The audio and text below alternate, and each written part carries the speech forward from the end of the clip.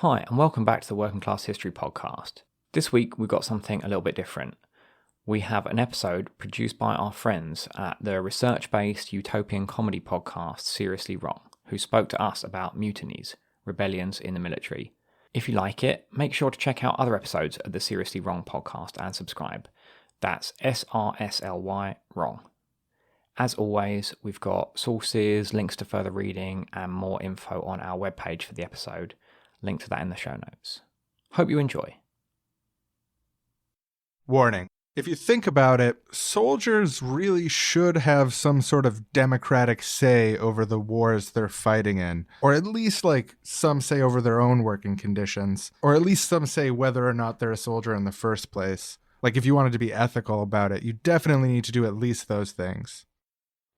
Hello, everybody, and welcome to the Military Obedience Podcast. Ship, you're all our crew at sea.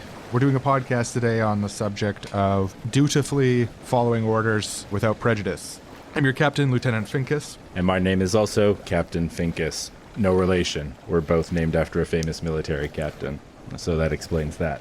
Today's podcast you'll be making under our direct instruction and orders will be about the benefits of order and obeying orders and respecting and loving the Queen herself, Elizabeth. Now, folks, anytime you walk by the portrait of the Queen on the wall there, you are expected to take off your hat. Keeping a piece of fabric on your head when you walk by a portrait of a woman that you've never met, that is unethical. Remember out there today, making a podcast is not fun. We're not here to laugh. We are here to make a serious military podcast about the naturalness and objective good of hierarchy. Yeah, and if any of you scumbags thinks that you're going to be a smartass and cause any trouble for us, well, we've got a lot of experience shutting down, intimidating, and breaking people who show any spontaneity, egalitarian values. Don't try to be a hero out there tonight, all right? We're just good, clean cast. And if anyone violates that, we will pluck the weeds from this monocrop faster than you can say, "I'm sorry, Madam Queen." Now. And ho! Yay! We did it! Hey! Woo! Mutiny! Oh my god, my blood is pumping through my body. That was the most intense experience of my life. You read about mutinies in books all day, and then you do it, and it's... Wow. Thank you so much, everyone. That was the most successful and smooth mutiny against an unjust leader in a military ship context I've ever seen. When I woke up this morning, I had no idea that today we would set out to save some souls and maybe save our own, but I think that's exactly what we did today with this mutiny.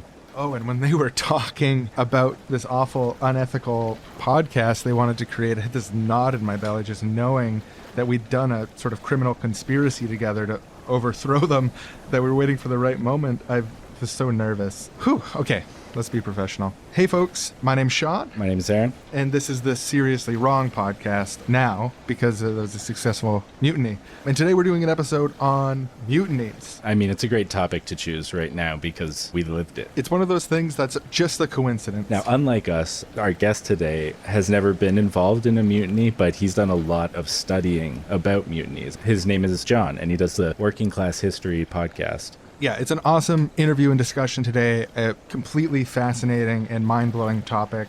Before we get started, I think all of us mutineers who are now convicts... Against the Queen, too. That's who I kept picturing the whole time. That bad podcast they wanted us to make, the Queen would love it, and I knew that she would hate this podcast. Yeah, just the thought of the Queen shaking her head, tisk-tisking. I think that's going to cause problems with morale, unless maybe we can play the People's Anthem over the loudspeakers and make sure that everyone's primed and ready to go. Talk about mutinies with John from Working Class History. Oh yeah, absolutely. They'll forget all about any anthems that the Queen has written after they hear the People's Anthem. Or not that she wrote them, but they were written for her countries or whatever. You know what I mean. Yes, for her many countries. It's a strange thing to say about a human being. Is that audio set up? Are we going to play the anthem? Come on now. What is this mutiny? I'm just saying, folks. What's the deal with having a queen at all? Was she, by divine right, her family gets to own a bunch of property and be the face that's on the money? At least in Canada, I mean, lots of places around the world, actually, like dozens of countries, face on the money people from a certain property-owning bloodline. Creepy stuff. Definitely creepy. Okay, now the audio guys are waiting on us now. They're ready, and we're still talking. Oh, boy. Sorry, guys, just think about the Queen thing. What the fuck? Let's play the People's Anthem. I'm sorry. I got a little carried away. Gather your people, tell all your friends, together, this is how it ends. Run towards the future, never away. All this could be yours. Imagine utopia.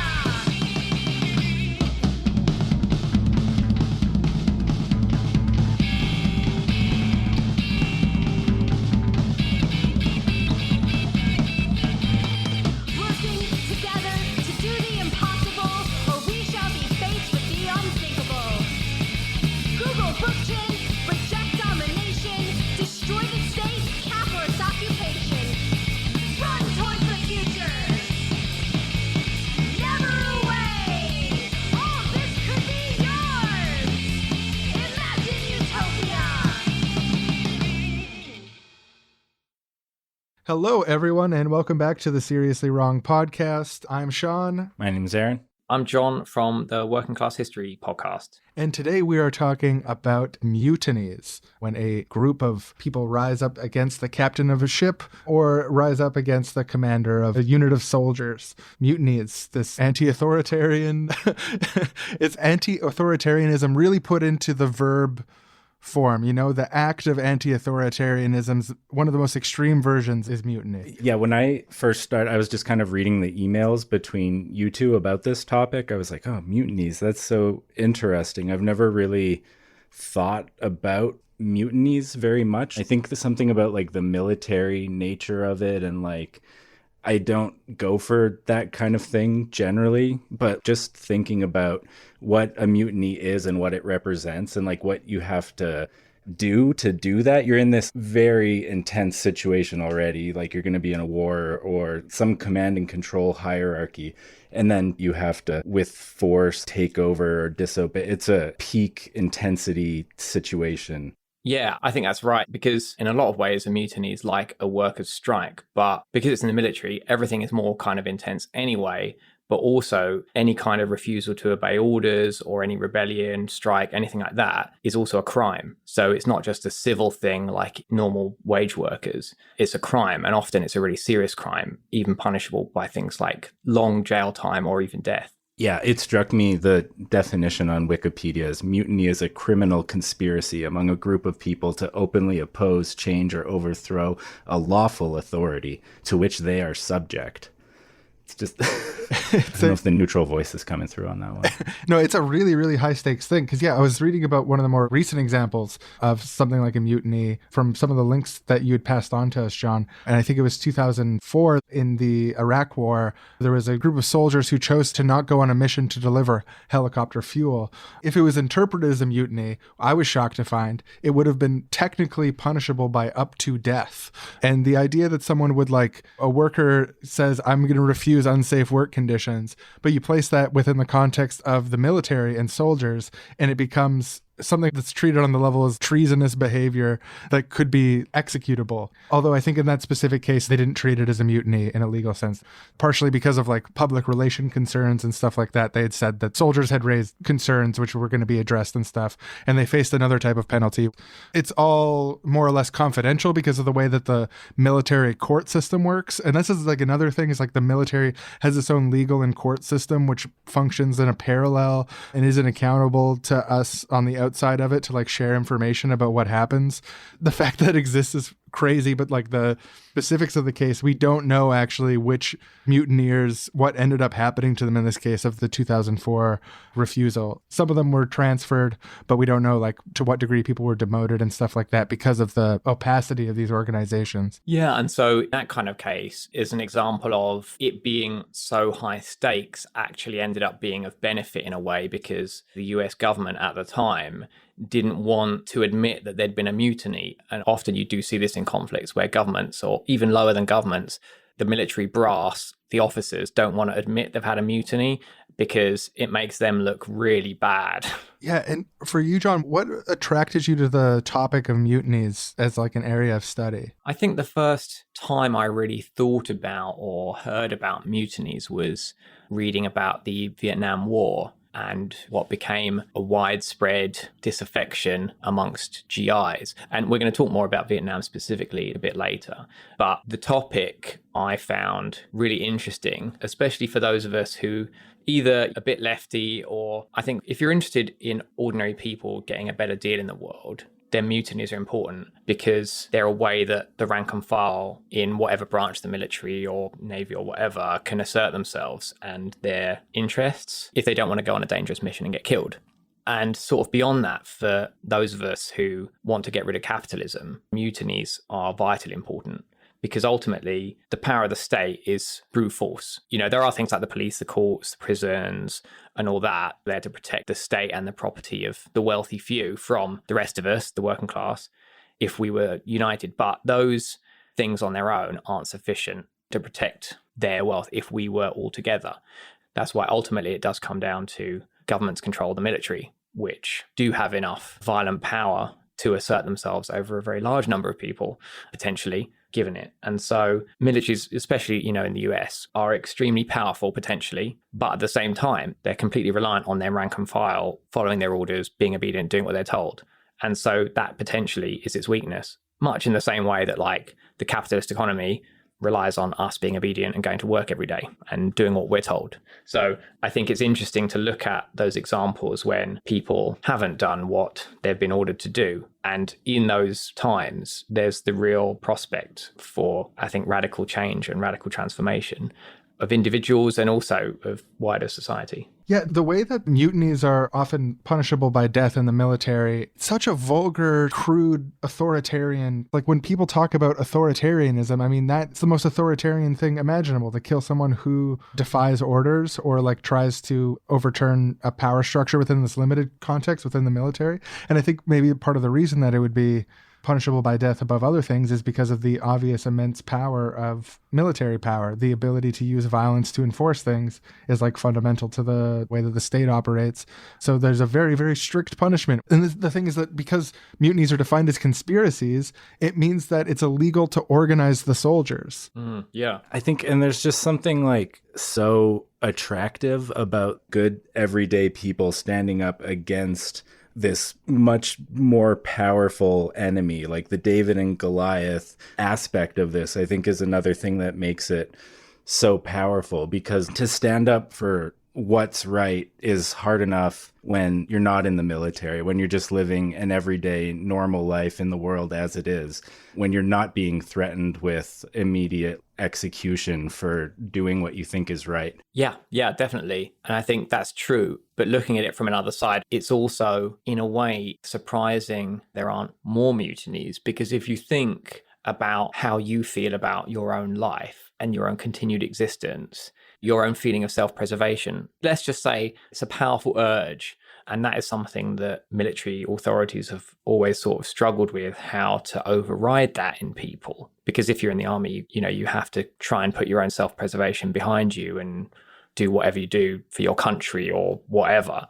And that's the reason why the penalties are so high. Because a mutiny, you might avoid possible death, but that's why the punishment has to be certain. And the punishments do have to be so severe because they have to override your wanting to stay alive. Yeah, the logic of a top-down massive military organization like that, it actually can't function without obeying orders at all levels, at all times. Like, it operates from the assumption and necessity that that continues to happen. If mutinies were a more regular thing, the whole thing would fall apart. So they have to do everything they possibly can to stop them if they want the thing that they are to keep existing, this military organization.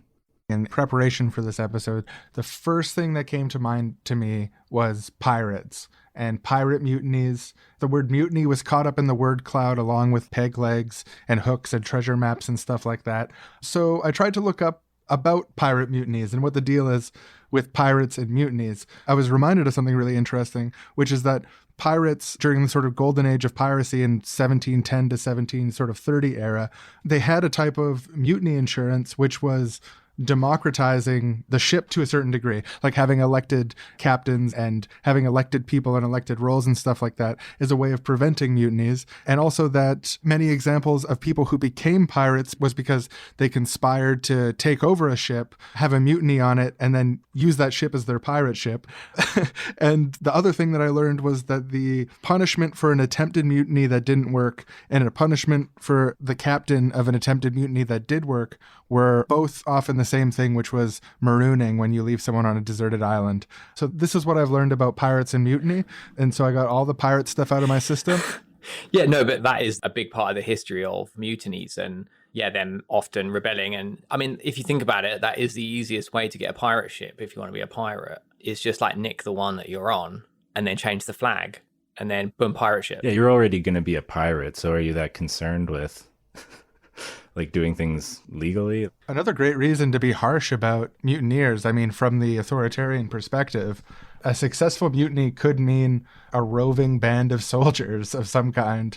And a roving band of soldiers is a very dangerous thing for, I mean, both authorities, and it could also be, in the sense of pirates, very dangerous for like civilian people who get plundered by these sort of things. And oh, that just reminds me of when it comes to the 2004 mutiny and how like America doesn't want to be seen as having mutinies because it could undermine faith in the mission in the Middle East. If people started being like, oh, why do soldiers not like this mission? Why are they rebelling against their authorities and stuff?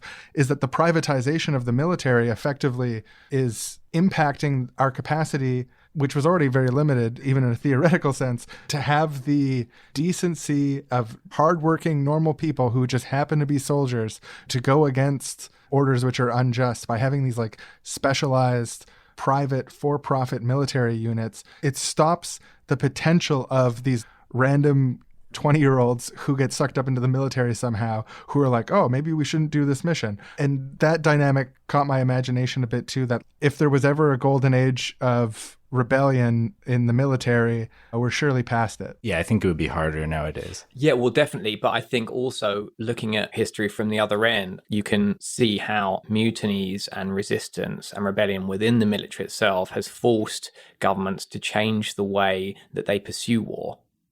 We now go to a father and son preparing for the talk.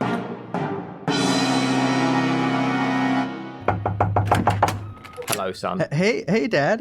Have you tidied your room? Yeah, it's all in the right place, and I'm ready to go play, do kid stuff. Before you do that, I think it's time that we have the talk. Oh, geez, the talk? Am I really old enough? It's time we had the talk about the government. We love the government, don't we, Dad? Well, son, we're not what you'd call rich, so the government's not really ours. Oh, but the government has a big military. Don't they use it to protect us? Well, they use it to protect something, but it's not really us. Why don't you take a seat? Oh, geez. So, have you heard of Adam Smith? Yeah, he's the inventor of capitalism. Not exactly, but close enough. He's economist, philosopher, and he's known as the father of capitalism. He explained what government was pretty simply. He said law and governments may be considered in this and indeed every case as a combination of the rich to oppress the poor and to preserve themselves the inequality of the goods, which would otherwise soon be destroyed by the attacks of the poor who, if not hindered by the government, would soon reduce the others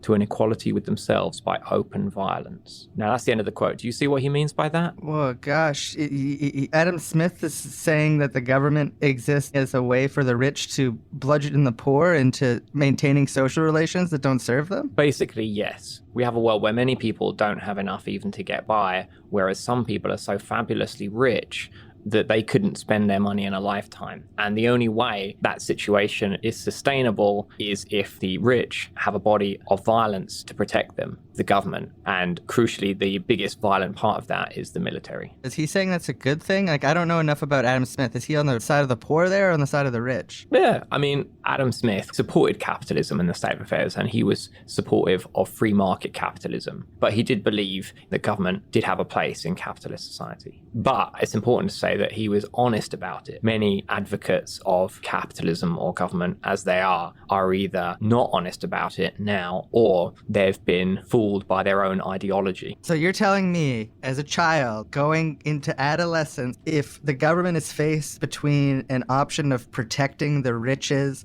and inequality and the property of the very wealthy and protecting the basic needs of people who just happen to be on the poorer side of the equation, that the state 9 times out of 10 or more is always going to pick to protect property instead of protecting the people? Bingo. I'm too young to take the bread pill, Dad. These claims are too extraordinary. I've been listening to Radio Free Wrongtown my whole life. I've been watching Hollywood movies. That's an incredible claim. I need some evidence. Okay, let's start off with a question for you.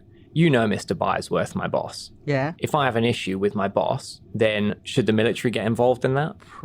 I don't think so. Why would if there was a disagreement between a boss and a worker, why would the military be involved? They're supposed to protect our freedoms. Well, exactly. But in many occasions, when workers have asked their employers for better conditions and have then gone on strike to try and get them, the army has been sent in to kill large numbers of them. So this has happened countless times through history. Just to pick one example off the top of my head, in Ludlow, Colorado in 1914, mine workers went on strike wanting to be paid in money instead of company scrip. Company scrip, is that when a company issues its own sort of like internal currency for their workers? Yeah, it's tokens that can only be used at the company store instead of actual money that you can spend anywhere. So the National Guard came in and slaughtered dozens of people. Slaughtered? Yeah, they machine gun miners and their families and then burned their tents, killing their wives and children. That's so screwed up. If the government needs to kill a striking worker, I mean, they can take them to trial, right, Dad? And they can find them guilty of something and then execute them humanely. You have much to learn. And that was just one example of thousands of times that's happened around the world. And it's not like this is in the distant past. Even in 1960s, the National Guard was called out literally hundreds of times to suppress mostly African-American people demonstrating for their rights. And in 1970, truck drivers, Teamsters went on strike for better pay, and then the National Guard was called out against them as well. So this is an ongoing situation. Okay, Dad. Well, I need to go because of something Fortnite related. You young people. But just so I can really chew on it and think about it and in the process sort of make that transition into adulthood in a way. My understanding of the dominant role of the military up until now has been to play a defensive role in stopping foreign invasions of our country, malicious foreign invasions, people wanting to go to war with us. But now you're saying that it's also been used domestically to protect power structure against grassroots disruptions from everyday people like us. What's the sort of ratio there? Just for me to chew on it while I'm gaming and drinking my dew with the boys. Like, how many times was the military used in domestic ways that I wouldn't approve of versus how many times did the military prevent our country from being invaded? Well, son, that's a very specific question. So how about you go and have a bit of a Google? You're Canadian, right? Yes, I am, Dad. Yes, I remember. Take after my mother that way. You go and Google how many times Canadian military force has been used against a foreign invader, as opposed to, say, how many times it's been used against First Nations activists or workers or something like that. And then you can report back. Okay, Dad, thanks. I'll do my own research.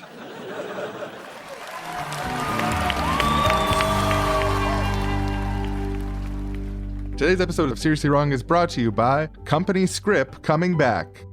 Hi, my name's Jeff Bezos, and I'm the head of Amazon. And I want to tell you a little bit of history us at the Amazon labs have dug up to bring back. Mine workers in the United States didn't used to be paid in annoying, difficult money. They used to get company scrip, beautiful little tokens that they could redeem in the company store for all their company needs. Food, drink, what else do you need? Our tech wizard geniuses at Amazon Labs, we're proud to announce that any Amazon employee who's willing to switch from getting paid in dirty, useless cash to cold, hard company scrip will get a $2 per hour raise, or $3 redeemable in digital items, like a subscription to our audiobook library, or access to our web services, or visiting Whole Foods and getting a digital download Kale recipe book. Amazon Script is good anywhere that I own. Want a subscription to Washington Post? That's a digital subscription cost. And we've got a new innovation pushing new frontiers as usual. I have here our head scientist ready to announce a major innovation that has ramifications for the whole economy. I'll just hand it off to him.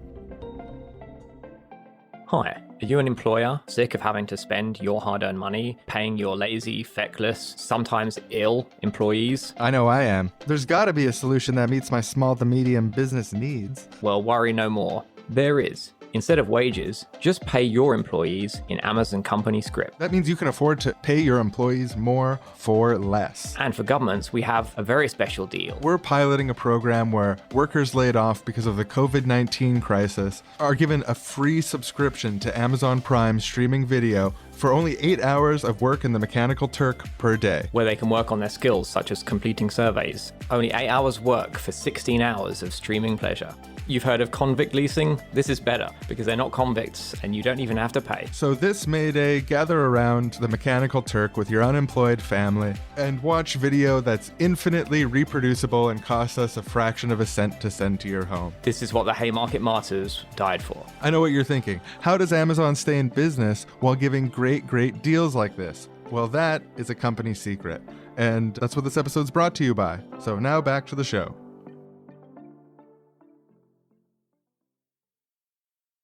So there isn't a lot of recent U.S. mutinies, with the exception of the 2000 war one that was mentioned, but a fairly recent war, comparatively speaking, where there were quite a bit of mutinies and quite a lot of popular resistance to the military action was the Vietnam War. Right, well, I think to start off with, there's a good quote from a Marine Colonel, Robert D. Heinel Jr., that he wrote in a military magazine that helps paint a picture of what the situation had become like in the US military in Vietnam. And he wrote, "By every conceivable indicator, our army that remains in Vietnam is in a state approaching collapse, with individual units avoiding or having refused combat, murdering their officers and non-commissioned officers, drug-ridden and dispirited." So I think that kind of paints a picture of what was happening. And as in previous conflicts like World War I, there's mutinies which are kind of spectacular one-off events. But then I think within the same family of rebellion by the rank and file, there's more general and long-standing combat avoidance and just trying to stay alive, which is both more widespread, but it's also harder to quantify or look at often from the perspective of history, because there wasn't like a spectacular event here that you can then write a pamphlet about or whatever. It's more little stuff that happens here and there every day. The Vietnam War was a huge conflict that had large numbers of service people from all over the world. And from the US, there were millions of service people in Vietnam. And especially towards the latter part of the war, it was a very unpopular war. So there was widespread opposition to it. And some of that had spread to the military from the general population, but a lot of it had actually gone the other way, where people who had served in Vietnam began to oppose the war because of what they'd done. And then they came home and they started telling stories to people about what had happened and what was going on, which wasn't really being reported at the time. There were a lot of journalists in Vietnam reporting on the war, and there was a lot of good reporting there. But at the same time, military authorities did have a fair amount of control over what journalists could report, especially when it came to attitudes of service people, because they could limit or increase access to journalists depending on what they wanted them to write about. So yeah, returning service people helped expand anti-war sentiment at home by saying what was going on. And also the widespread anti-war movement in the US was, you could say, infecting service people. And so one thing that anti-war activists did in the US was they set up coffee shops by military bases, which were often kind of countercultural. So obviously at the same time, there was a mass counterculture, rock music, smoking weed, hanging out, having fun. And that was spreading as well. And that kind of went along with, in a lot of cases, anti-authoritarian views, anti-war views, and that sort of thing. So there were these spaces, coffee shops, where service people would just hang out, but also there'd be anti-war materials. It's such a great tactic to think of. And not only was that tactic proposed, but it went into action and was part of a strategy which worked to, ultimately to change minds of soldiers, but was also part of America, I think. The fact that those anti-war activists with coffee shops and among other tactics, through pure attacks on people's faith in American decision-making when it came to war, were able to basically help turn America against its own actions to the point where its action wasn't successful. And it's just an amazing thing to think about in that historical context when compared to throughout my lifetime. All of the wars have pretty much unchallenged except for big marches and speakers and books and stuff. That stuff's all good. I'm not trying to shit on that, but there wasn't the cross society effort to slow and stop wars that happened during Vietnam. It's mind boggling to consider how all that sort of fit together. And the countercultural element to even the mutinies on the other side of the water, like mutinies amongst American troops who are stationed in Vietnam and other places, there was like a countercultural element to that as well, right? Yeah, exactly. And just going back to the coffee shops briefly, because I didn't want to give the wrong impression that it was just kind of outside activists had done it. It was something that very much had the support of people on the base, and they would work together with the people outside. There were anti-war papers that were put out by GIs themselves in the US, and also a bunch of them were published out in Vietnam as well. In terms of the counterculture, yes, that traveled to Vietnam with service people. So just from minor things like it was now fashionable for people to grow their hair long, which is a violation of military standards. And I think with all of this, especially about culture and everything else, you can't forget about racial dynamics. So in the US military, there's a disproportionate number of people of color who serve, particularly African Americans and Native Americans. And especially in the early part of the Vietnam War, which is, just after the Civil Rights Movement, hugely disproportionate numbers of Black Americans are put in combat units because most service people in Vietnam at any one time aren't actively involved in fighting. So there's not much chance they'll actually get killed. But there was a massively disproportionate percentage of Black Americans who were put in combat units. And so especially earlier on in the conflict, there is a hugely disproportionate death toll of African Americans, which obviously had a huge impact, especially in terms of mobilizing opposition to the war and building anti-war sentiment amongst Black GIs. And also there were cultural elements to that. Racial discrimination in the military was widespread. And even things like regulations on hair were very much enforced much more against Black troops than white and things like that. So the generalized opposition to the officer class or the brass and the military was very much kind of driven by African American service people. Wow. Yeah, and weren't the conditions in Vietnam like really, really bad compared to a lot of other wars? I was reading about just like PTSD recently, and like the diagnosis of PTSD kind of comes into existence after the Vietnam War. And like obviously people had it from previous wars. They called it shell shock. They called it other stuff. But I think the level of the atrocities that were going on combined with the unpopularness of the war is going to have massive effects on all of those soldiers' psychologies, not just like in how traumatized they're getting, but also in terms of how likely they are to say, fuck this, let's not participate in this. Yeah, exactly. I think also you can look at how warfare changed through the 20th century, which I think was partly driven by the rebellions that took place during World War I. I mean, obviously technology had an impact as well, but a lot of warfare had started to move away from large numbers of soldiers fighting against each other in a very personal, very face-to-face environment and move towards more distant things which are less in your face, less in your face ways of killing. Air power, long-distance artillery, that sort of thing. Technology had a big impact here. US did use things like air power in Vietnam, and they dropped unimaginable amounts of bombs on Vietnam, Cambodia, and Laos, like more than were used in the whole of World War II. So there's sort of like a trajectory in the U.S. military, and maybe by extension other militaries, where there's like a cluster of mutinies in World War I, and there's a cluster of mutinies in the Vietnam War, that between the two of them really, from the military's perspective, these are like enormous dysfunctions of the military system. So they're trying to figure out ways to like stamp out all of the, in a very literal sense, free thought and action from their soldiers to make sure that they stay perfect units of the mission. And maybe we could say like the penultimate, latest form of this sort of thing is the private military contractor who is accountable to this entirely different set of criteria and sort of selected for a love of participating in military conflict as like this like very most recent stage of this process of the development of authoritarian style warfare over the last century.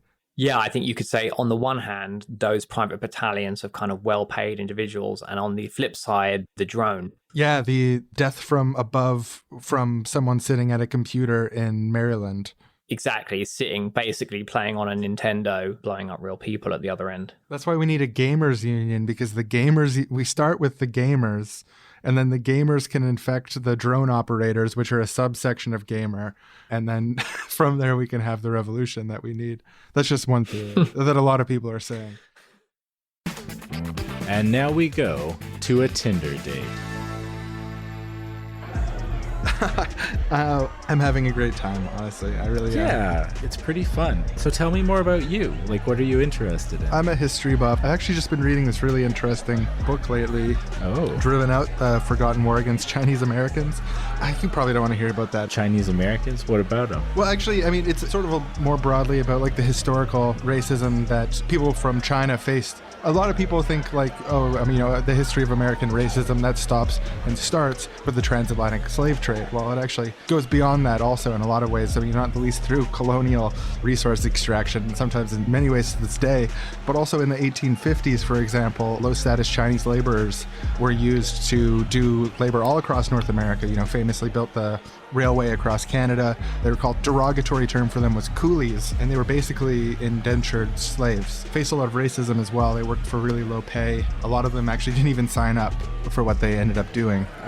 That's overwhelming. It's quite okay. Yeah. Sorry, it sounds really interesting. I always do this. I'm a motor mouth. I'm sorry. It's okay. Can I get another round of drinks? I order another round of drinks when I'm nervous. I'm sorry. Because I'm having a great time. I don't want to mess it up. I don't want to tell too many stories about it. Me too. Because, I mean, for example, some of the things I find fascinating about it is that up to 10% of the so-called, like, coolie ships, and often these were ships that were actually literally slave ships used from the transatlantic slave trade, refurbished or made to replicate those, to transport large amounts of these low-status Chinese workers over to America, in many cases illegally. Because a lot of these so-called coolies were laborers who believed they were signing one contract, but were actually signing another contract. So they thought they were going to get a great rate on their time there, but they actually signed themselves over to work long hours at low rates, basically realizing that they'd signed themselves into slavery while on the boats on the way there. So 1 in 10 of those ships actually had mutinies on them. I'm sorry, crap. I did it again. What am I doing? I like Netflix. I like going for walks. I'm not a weird guy. That's so interesting. I almost forgot to feel awkward. But now that you mention it, I do feel awkward again. We don't still do that today, do we? I mean, in a certain sense, sort of, yes. I mean, in a couple ways, I could draw the connections between that and now. But in 1862, during the Civil War, Congress passed the Prohibition of the Coolie Trade Act, which banned any ship like that from coming to the U.S. There was this one particular huge revolt in March of 1860. 1,000 slaves from China mutinied on the ship, the Norway. It was an American ship. And what they did actually is they were locked below decks for almost a week. And what they did was they lit fires under each of the portholes to force open the hatches. They got out. The crew abandoned the ships, and the captain threatened to cut off the masts, saying like he's going to make sure that they can't get anywhere because they won't have any masts. And so basically the captain saying he's going to leave with the lifeboat and all the provisions and sink their ship with them on it. Eventually, the sort of rebellion, the mutiny of the slaves, they ended up surrendering to the captain after the crew had killed 30 of the enslaved people and wounded 90 others. One of the people who's enslaved by these predatory contracts said later, "Bands of us threw ourselves upon them. Release us or we'll burn the ship. We have nothing to lose." It's really kind of a wild history, very recent too, the 1850s, less than 200 years ago. Oh God, wow. Yeah, and I mean, in terms of how this connects and still doing it today, which is a question that you asked, in a sense, sort of, because here's a parallel. Is back then, during this period from the 1850s to the early 1860s, there was a lot of xenophobic, anti-Asian racism in North America, and it took two paradoxical forms in that there were both shopkeepers from China coming over, setting up shops and stuff, setting up tailors, that sort of stuff in North America, around like mining towns and stuff like that. But then there was also the so-called coolies. Again, it's a derogatory term. I'm not sure if I'm even supposed to say it, but the thing is, so there was two sort of classes of migrants from China. And another thing is, did you know the American border and border control services was actually originally set up to keep Chinese people out, not to keep Mexican people out? Did you know that? No, I didn't know that. I didn't know that either. And then I was like, whoa, how does that even make sense? But you have to piece together the whole labor history. There's a racial element to it here because the sort of so-called like white workers saw the slave labor coming in from China as competing for their jobs, taking their jobs and lowering their wages. And so they directed racism towards shopkeeping and more like, say, I guess, petit bourgeois shopkeepers that were Chinese American or Chinese people who had come to America, treating them as if they were coolies and saying that they were coolies there basically to take their jobs, even though they weren't from the same social class. But other people, there was another sort of conspiracy theory that the enslaved people were sent there by Mandarin Chinese businessmen who wanted to use them and have an unfair advantage against the white bosses. So like this is the sort of xenophobic environment there. And the parallel that I draw to the present is where you look where we have, like, for example, here in Vancouver, we have this housing crisis and you have a lot of anti-Asian racism directed at sort of middle class and upper middle class Chinese Canadian immigrants who buy properties, but that sort of discrimination based on the narrative directed at the upper class, similarly based on the ethnicity commonality, lower income Chinese Canadians get the brunt of the sort of racism that's actually directed at the richer ones. So the sort of same things happen in reverse. It used to be that the richer immigrants faced anti-Asian racism based on a misconception they were part of a lower class, and now that's been reversed in the modern day. Sorry, that was a lot. That was a lot. Can we get some more drinks, please? I'm starting to relate to you like you're my professor and I'm the student instead of like a potential date thing. I don't know if that's the vibe you're going for, but that's what I'm getting from you. It's I'm saying I don't like it. I'm just saying it's different. Less date, more teacher. Drunk Well, teacher. if you want, I mean, I don't know, but maybe this is crazy, but maybe I'm teaching you. You are teaching me. I'm learning. Maybe that is what it is. I don't know. Can we get another round of drinks, please? I'm still getting full date vibes. Oh, well, at least we're all being open and honest about the vibes we're getting. That's cool. More drinks? Yeah, more drinks. The really crazy thing is some of the forms that sorry, I was going to talk about anti-Chinese racism again. What? Stop it. So have you seen the Duncan Trussell show on Netflix? Oh, yeah. Oh, my God. That last episode with his mom. Oh, yeah. No, I've always loved that episode of his podcast, too. It's actually, like, really worth, yeah. Wow. I cried so many times. It's up there in, I think, podcasting. Yeah, sir, drinks, please. I know we already have a lot. I know. I think this date's going great. What do you think? I think I can't wait to chill with you. You know what I I have mean? no idea what that means. And that was a Tinder date. And now we go back to the show.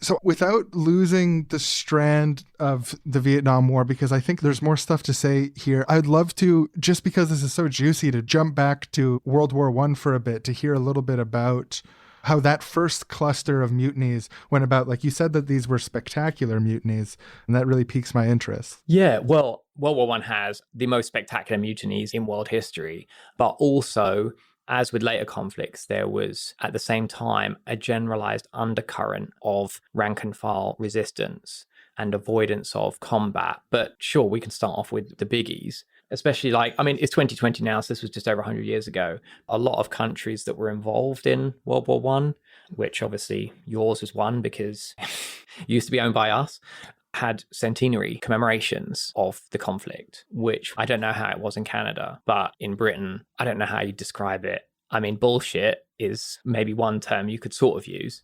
I wasn't forced to attend any sort of ceremonies this time, but I remember growing up around this sort of stuff and like the poppies and stuff. Like there is a real solemn, we're so sad about the people who have bravely sacrificed it in the past. Not that that's illegitimate to say that people made sacrifices, or illegitimate to say that they were brave, but that, and this always bugged me as a kid, is that bravery without adjectives is actually not that great. Like you can be very brave doing something horrible.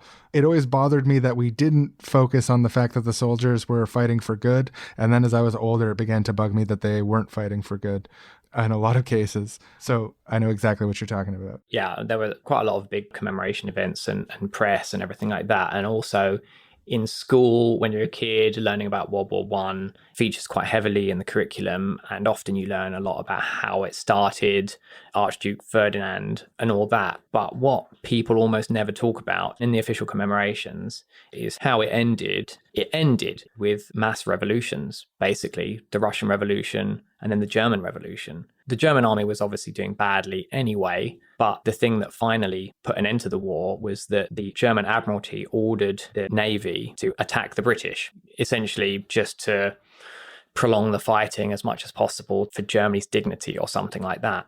And the sailors said no, and then they all refused, and then they headed to shore and started a revolution, which swept Germany, and then a general strike broke out, and then there were workers and soldiers and sailors councils set up and down the country that toppled the government. And that was a year after the Russian Revolution in 1917 broke out, which is one of the most momentous events in world history. And a primary factor in it was general upset about being part of this very pointless imperialist war that was essentially fighting over some scraps owned by some people with gold hats so that they could have a bit more land. Something around this time period that I just recently learned about and was told about by a friend is there's a Canadian Siberian force that had refused to attack the Bolshevik Russia, that they refused orders. It was a group of indigenous Canadian and French Canadian soldiers that refused an order at the end of the First World War, and they refused to attack Russia. Yeah, and that wasn't the only one. After World War I ended, around 21 or 22 countries invaded Russia. And there were multiple mutinies against that because it really did inspire working people everywhere. There was a big mutiny in the French military on the Black Sea, and there were some smaller mutinies in the British Navy as well when people refused to ship out to attack revolutionary Russia. Is it fair to say that in the First World War, because they called it the war to end all wars, and then when they ended that war, they were like, it's Armistice Day, we're not going to have war anymore. But then when World War II came around, they're like, okay, no, we're going to keep doing wars. And the tradition which continues to this day. But to what degree was there sort of like the Vietnam style soldier malaise during the fighting of the First World War? Or was it primarily like flashpoints at the end of the war where the mutinies really arose? Well, probably the most famous single incident of mutiny in World War I was really close to the beginning, and it's not normally referred to as a mutiny. It's normally referred to as the Christmas truce. So, I mean, for anyone who doesn't really know about how World War I essentially worked, was the Entente forces, so Britain, France, and Russia, dug a load of trenches, and they were in the trenches. And then the Allied forces, on the other side, the Germans, they dug trenches, and they were in the trenches as well. Everyone was very much entrenched, literally. So it was very hard for either to advance. And in between them, the area was called no man's land. And the Christmas truce, basically firing stopped, and German soldiers started singing Silent Night. And then some people reported that they were kind of poking Christmas trees out from inside the trenches that people could see from the British trenches. And then the British troops started singing Silent Night as well. And then basically up and down the front, they started to emerge from the trenches and fraternize with each other. People exchanged gifts like cigarettes and chocolate and things like that, try on each other's helmets and hats and things like that. And famously in a few places played games of football up and down the line. And that was, I mean, obviously a really beautiful moment in such a bloody conflict where the two different sides could really see their common humanity. And after that happened, military authorities cracked down on it to ensure that would not happen again. I definitely remember learning about this in school. I think this is one of the few things I do remember about World War I from school, and it definitely was not presented as a mutiny. It was presented as like a Christmas miracle, the end of the Christmas special when everyone comes out and holds hands and sings songs. And like, I don't know if they actually told me this or this is just my memory, but I thought nobody ever got in trouble for it and nothing. It was just like a perfect, beautiful Christmas moment. They would have done it the next year, except that one was just special and magical, and no one had to conspire to stop this sort of like seeing humanity in each other. I actually got kind of choked up and like, I'm familiar with this story, but just contemplating it again, if I can get on the soapbox for 1 second, another name for a Christmas miracle is a human miracle. Like, I mean, and I think it obviously helps in this specific circumstance that people fighting on both sides of the war shared a cultural and religious background that allowed them to find that sort of bonding. Yeah, they all knew the same song, Silent Night. Yeah, and that you can be like, oh man, if we were to do like a historical survey of whether or not all holding hands and singing Kumbaya is a powerful thing, then this would be a really strong evidence that actually it is. Because people always shit talk singing Kumbaya. They're like, you think we're going to get together and sing Kumbaya? And it's like, yeah, look at December 1914. It worked.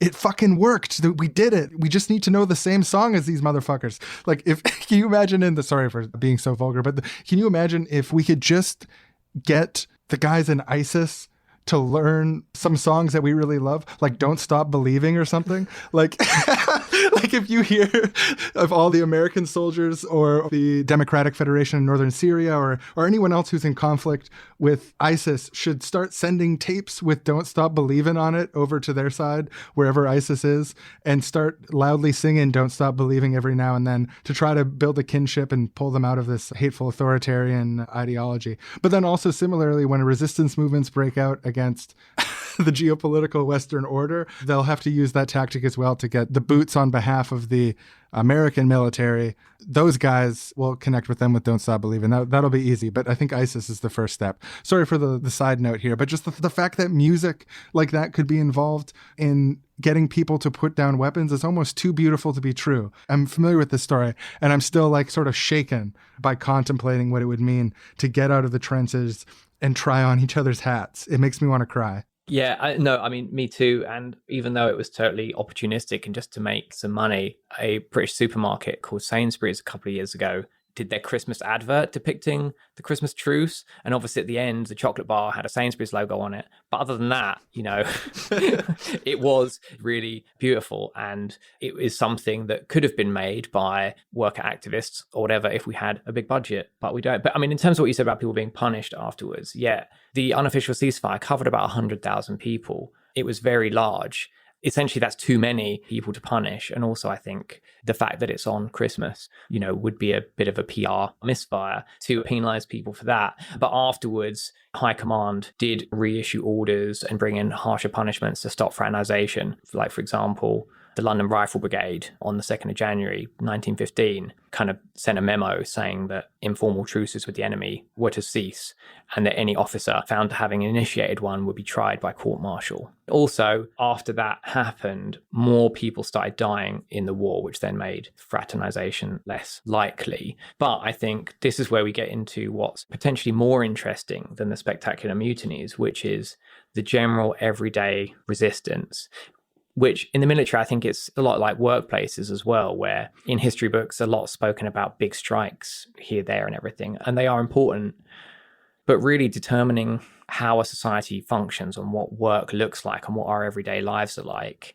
It's not just the big strikes that shape how we're treated and what our work lives are like. A lot of it is just about, on a day-to-day level, what will we put up with? And historically in industry, in most countries, like Western countries where there was manufacturing industry, workers in those industries would set informal paces for their work. And if new people came in and they went to work too fast, they would be informally disciplined by the other workers in the shop or in the plant or whatever to kind of slow things down and not make everyone else look bad. And that could be kind of social sanctions. If someone's being too much of a job's worth, they might get shunned or whatever. Or, this person is making the rest of us look bad. It's going like the clappers. If we all do this, one of us is going to get hurt. So maybe they scratch their car or punch him after work or something like that. But essentially all these kind of informal, and like in most kind of office settings today, it's normally not as structured as that as it was in those kind of big manufacturing type industries, but still there's each kind of workplace has a culture. Do you know what I mean? And then you can change and shape that culture. Like, how late do you stay after work? Do you work through your lunch, or do you see what I mean? So there's all these things about what you kind of accept. And it's the same in the military. So say, again, it's quite hard to determine because they weren't spectacular events, that there were journalists there to write about what happened. Any kind of fraternization or shirking was technically illegal, so people couldn't really talk about it. But there were a couple of studies done in the 60s and 70s looking at British forces in World War I, and they found that there was widespread general shirking. And also people were doing stuff to try and make their lives easier and stay alive. So there was a widespread unofficial principle called live and let live, which was essentially an informal agreement between soldiers on the front line of opposing armies to not do any kind of offensive activity against each other beyond a mutually agreed and tolerable level, which didn't put them too much in danger, if you see what I mean. So often these people, they couldn't speak the same language. They couldn't even often communicate because they were slightly too far apart. They couldn't have yelled. And also, if they had yelled, they probably would have been shot for being a spy or colluding with the enemy or something like that. But what the officers reported or soldiers reported, that they would do things like from the trenches, they were supposed to mortar each other, right? So the British should be lobbing mortars into the Germans' trenches and the Germans should be lobbing them back. Now, the trenches weren't moving, so no one was really gaining any ground. And so neither side had anything to gain by mortaring each other than if they got mortared, they'd be more likely to die. So you had a lot of examples where kind of the British soldiers would deliberately mortar a place that had nothing in it, and then the Germans would do it back. So then both sides were more likely to stay alive and less likely to be killed by the opposition's mortars. And similarly, they did things like that with gunfire, because for the officers who were there, they had to look like they were still fighting in a war. They'd just shoot their guns somewhere where the other side...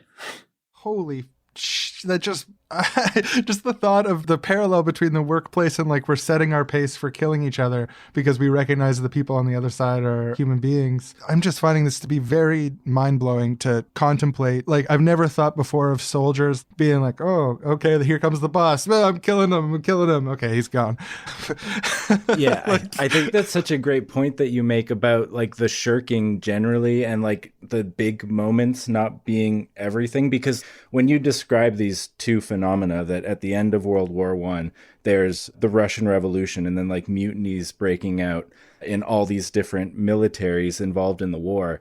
And before that, this general culture of small transgressions against the military order that they're embedded in, being like, why are we bombing each other when the lines, like, did they just send it to that empty place on purpose? Yeah, maybe let's bomb somewhere that's empty on their side. Yeah, like that little spark of going against or just slowing things down and like looking out for each other, that everyday rebellion is what part of what lays the groundwork for those bigger things to happen later on. Yeah, exactly. And, you know, like you say, with the mortars being shot somewhere deliberately, it was a reciprocal agreement. So if one side started breaching the agreement, the other side would penalize them.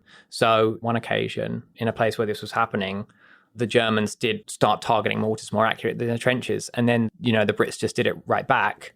And then the Germans backed off again.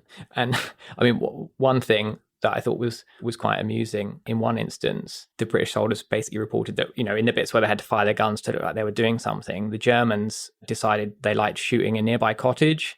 So they would just keep shooting it at bits in the walls until they could make holes in it.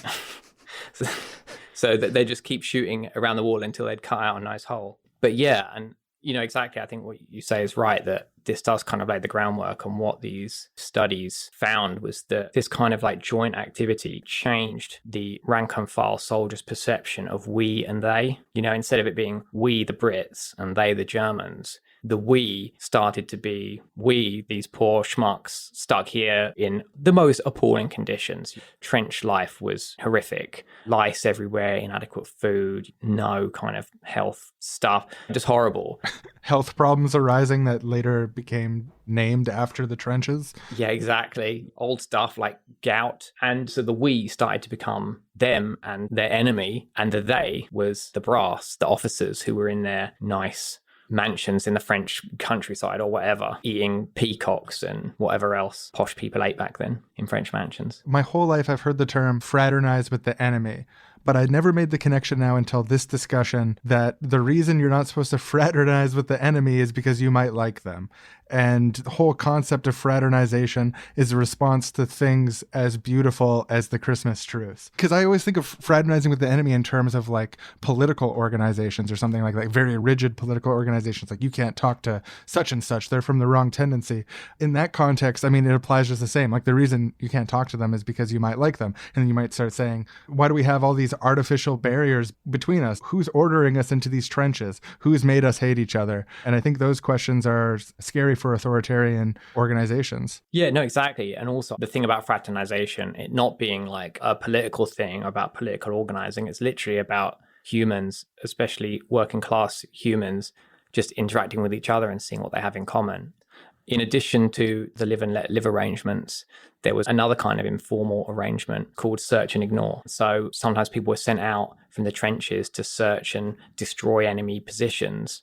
Essentially, both sides would be sent out to do that, but they'd have an unofficial agreement that they would just leave each other be, and they called that search and ignore. Oh, it just tickles me so much to imagine the adversarial relationship between generals and soldiers, because I think of it in the way that military leaders want it to be thought of and structure it, which is like this downflowing hierarchical arrangement. But I also know from experience in my life and seeing a million different places that those hierarchical relationships of command and control and punishment don't work, that people always like push back up against them and find different ways. And especially certain types of people, I think they try to like separate the people who can really, really commit to it from people who can't for these types of reasons now. But like, it tickles me. This is a joyous set of associations for me that is brand new. I'm stoked about. Like, I'm really, the Christmas truce belongs to us, not the capitalist advertisers. It belongs to us. Today's episode of Seriously Wrong is brought to you by a completely fair way for us to use the audio of that Sainsbury's Christmas truce advert.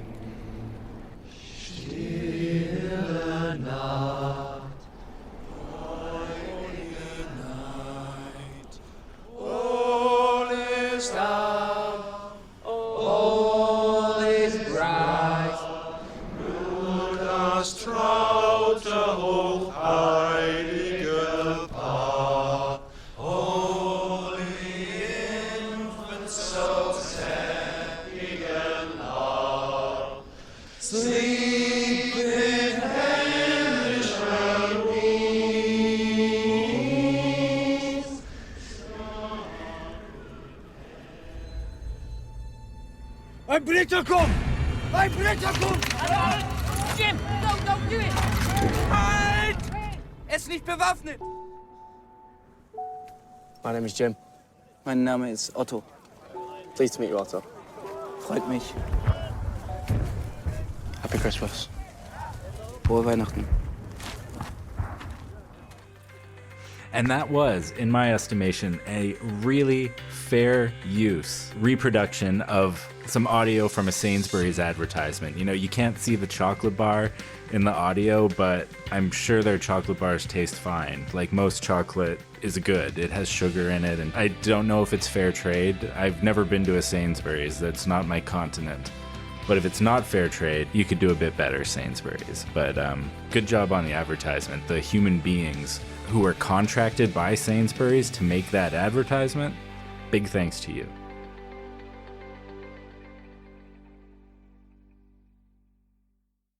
Were there similar things that happened during World War II? I guess it's harder against the Nazis. Yeah, I think World War I was a conflict where even now a lot of people don't seem that sure about what it was actually about. And as literally it was just about rival empires trying to oppose each other. It was something that was harder to motivate people to die for, whereas World War II, at least the way it was advertised, the way it was billed, was very much as kind of a war of democracy and civilization against fascism and barbarism. And while, of course, the fascist side was barbaric, the supposedly democratic side wasn't really that democratic, considering that especially powers like Britain still had empires all over the world. There wasn't a lot of democracy there, and they were quite happy to murder large numbers of the local population to make sure they could take their resources. So, yeah, World War II, it was a much more ideologically supported war by the service people. And so there aren't really that many documented mutinies. Certainly there are instances of resistance, especially within the German army, because, you know, you've got to remember before World War II started, in Germany, the communist and socialist parties got huge numbers of votes, and there were a lot of really dedicated anti-fascists in Germany. And a lot of them ended up, those who didn't get sent to the concentration camps or killed or locked up elsewhere, a lot of them got conscripted into the military. And there are examples of people there who tried to resist the war effort and sabotage what they could on a kind of small levels.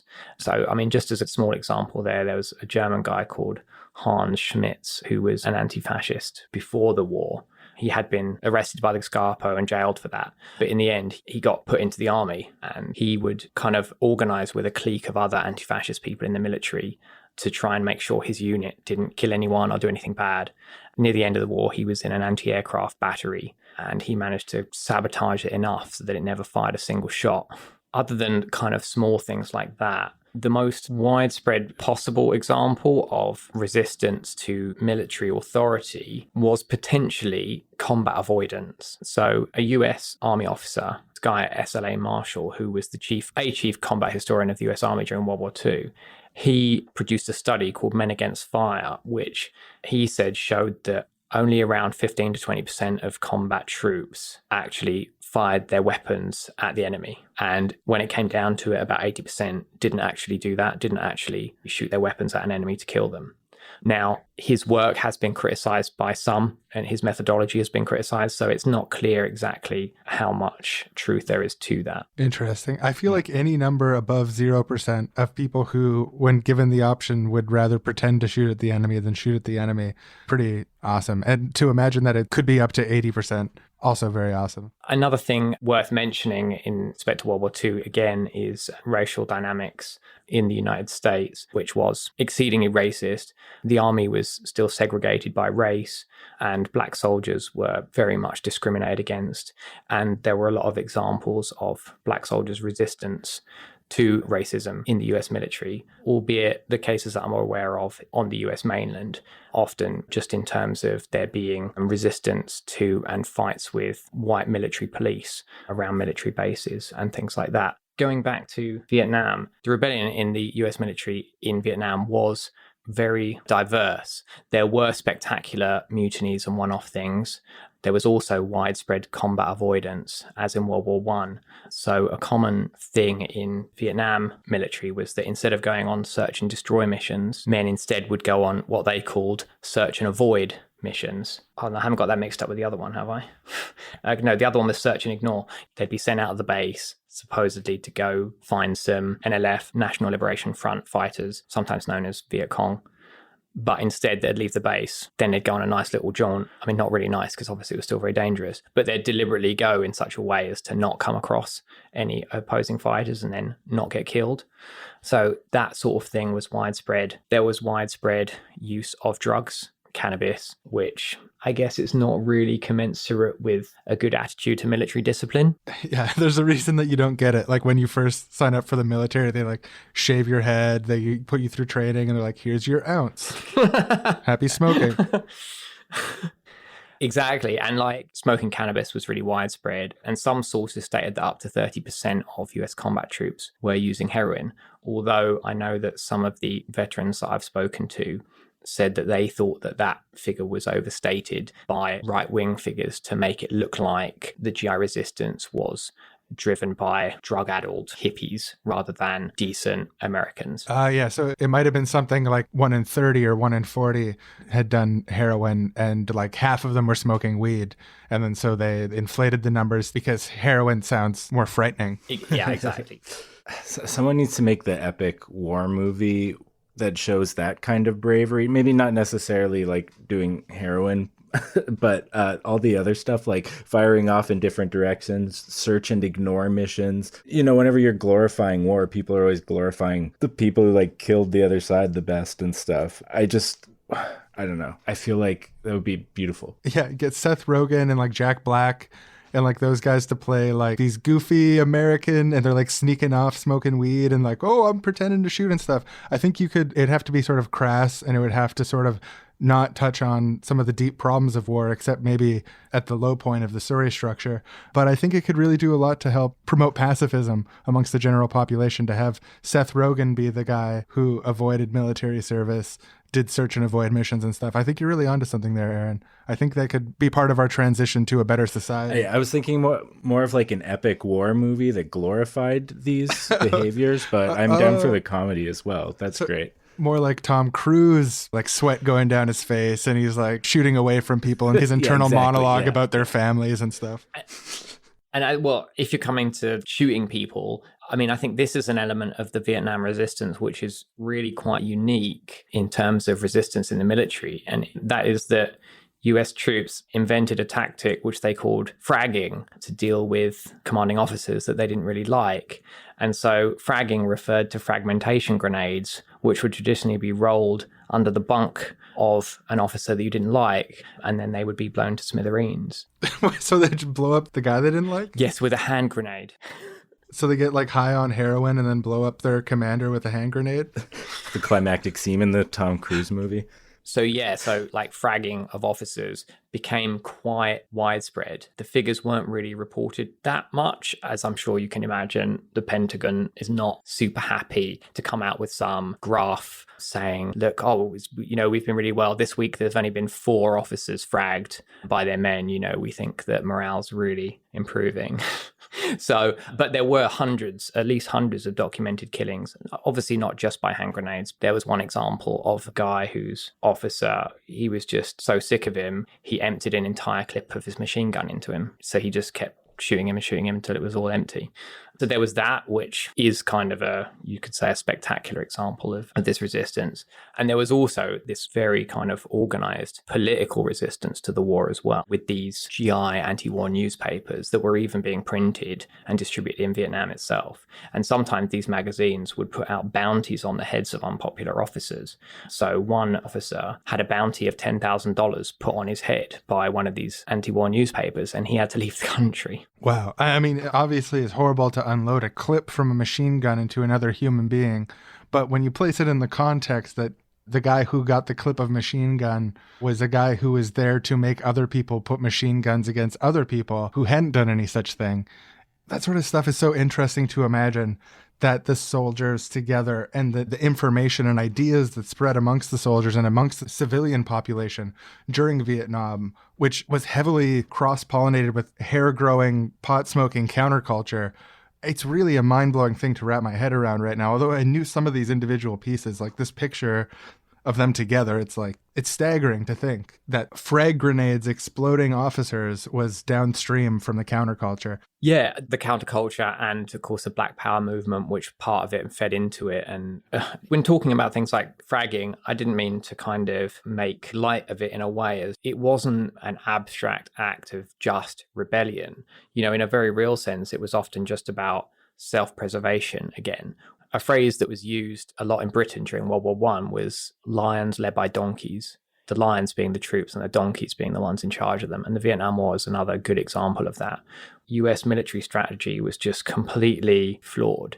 So often you might have a situation where the senior officer would decide to try and take a mountaintop. Generally, in a war, taking land is a win. So the people above you will be like, oh, well done, that's good.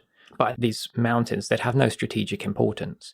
There may have been a base for the NLF on it, but then if the US comes and throws everything they have at it, then NLF would leave. And then the US troops, they might lose hundreds of people. And then they've got this mountain. They can't just stay there, because if they want to keep the mountain, they'll have to stay there for the whole duration of the war. And there's no point, because that mountain has got nothing useful in it. There's no oil in it.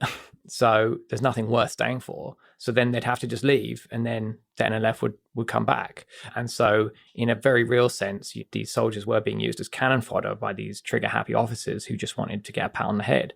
So that's why sometimes, offing them or putting a bounty on their head would be a real material way of, I suppose, putting an alternative for the officers. So they say, well, if I do this and succeed, then I'll get a pat on the head and maybe a promotion.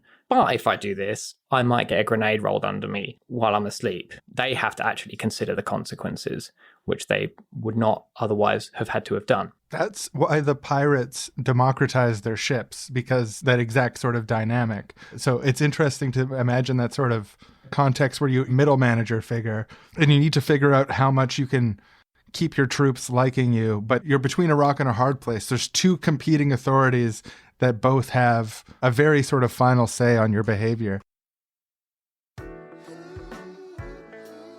Oh, that music means it's intermission time. This is a time where you can go fill up your popcorn, fill up your pop, stop by the salad bar. So we're all ready for the second part of this episode. But for those of you who are already fed and watered, we have some very special coming attractions to show you during this break. There's something special about these 3 movies. Do you want to tell them what it is, Sean? Yeah, well, you know how sometimes there's something in the air, or producers want something certain in Hollywood, some specific thing. Movies about cowboys are on fire. Get me your best 5 scripts about cowboys. This is how it works in the top. Everyone knows this. Well, sometimes that creates a situation where you have, say, there's 3 movies about a family adopting and then losing a dog. And they all came out within a couple months of each other. Well, right now, something wild has happened. We've got 3 movies coming out within the course of 1 month that are all about the same subject. There's something in the air. We don't know what it is, but it smells and tastes and looks like mutinies. Now, movies, of course, only have video and sound. There's no smell in them. At least for now. But they are all about mutinies, so let's begin the trailers.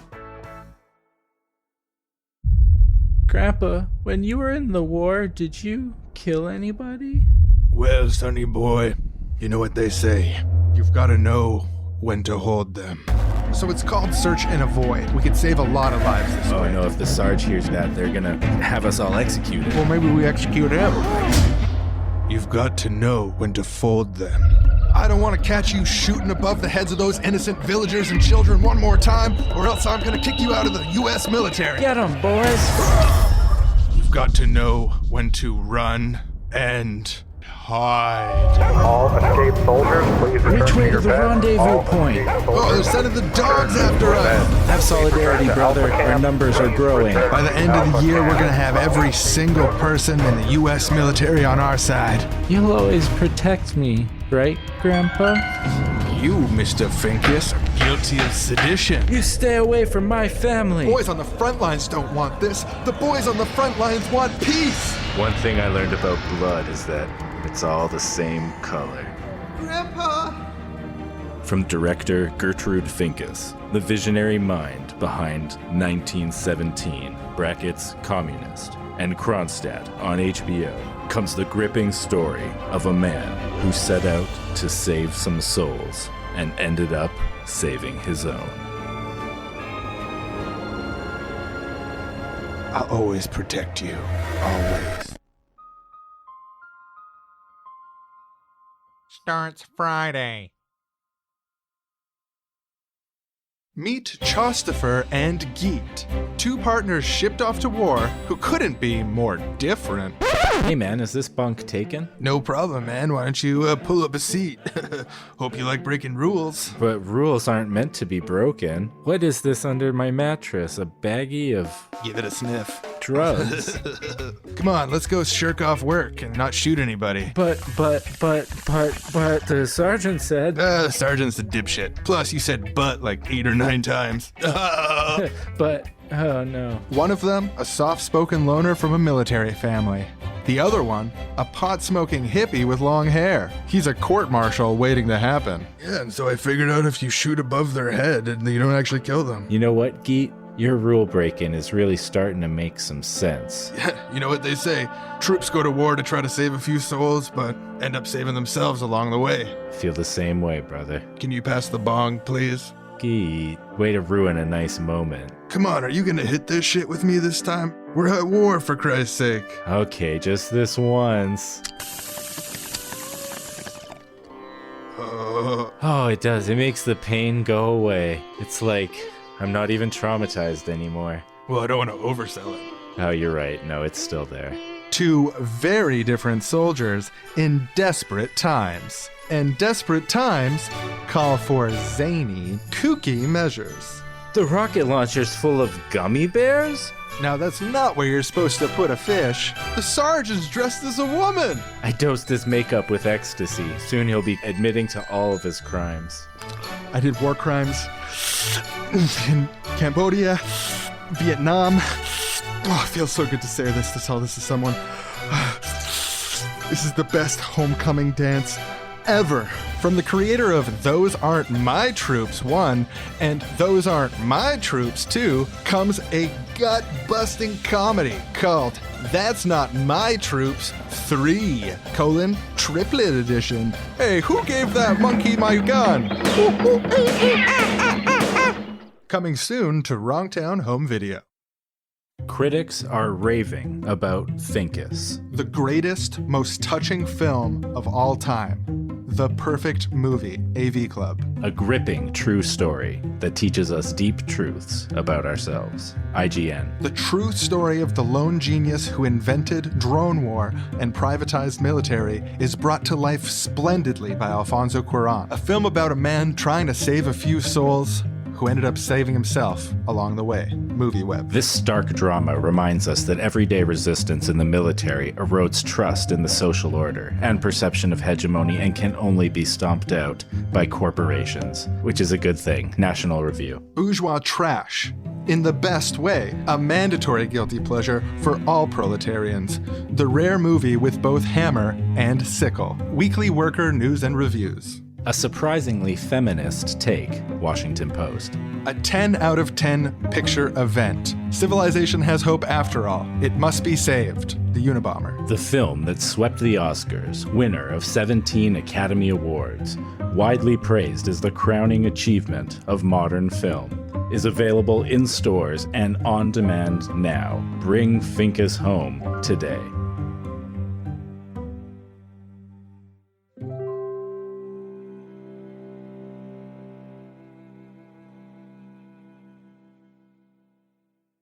Do you want to talk a little bit about some of the specific mutinies that happened in Vietnam?